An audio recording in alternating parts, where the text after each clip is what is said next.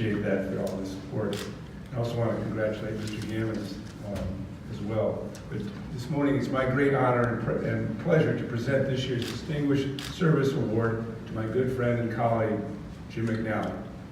I'm so glad that his family, his wife Laura, and his son Patrick could be here, and I'm sorry that Megan and Alyssa were away at school, couldn't join us this morning. Jim is a lifelong athletics administrator.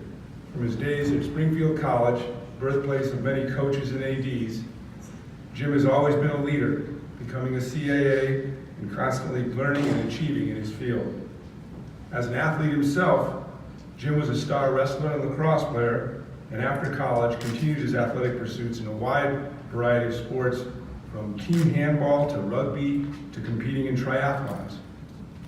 Although his professional life took him away for a little while, as a native of Concord, Mass., Jim never strayed far from his roots.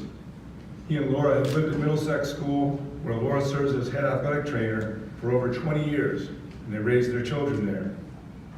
He's been a wrestling coach at both Middlesex and Rivers during his time in Concord, and he also has ties to the Cape Cod Sea Camp, where he worked on and off for almost 30 years in a variety of capacities, from counselor to assistant director, working alongside fellow DSA winner Rick Francis and current St. George's AD Rachel Horn. Among Jim's passion is his well-known love of NASCAR. Jim simply has a need for speed and has been to Daytona many times. More recently, he's taken up bowling, where I understand he can roll with the best of them. But Jim's professional career has taken him from Sidwell Friends School in DC, overseas at the American School of Paris, to Lexington High School, to Morristown Friends School in New Jersey, where he got his feet wet in his first AD role, and then in 1996, when he moved back north to serve as AD at the Rivers School from then until 2016.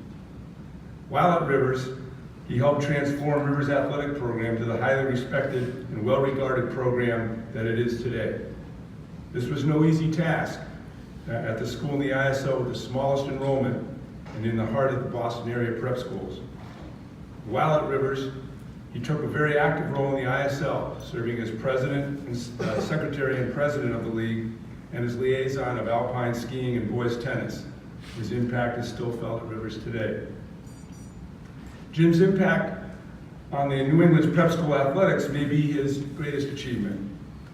Jim served NEPSAC for almost 2 decades in a variety of capacities, from District 3 officer to NEPSAC executive committee member in his roles as secretary, vice president, and president of our association from 2007 to 2008, and then as director of tournament championships for almost 10 years.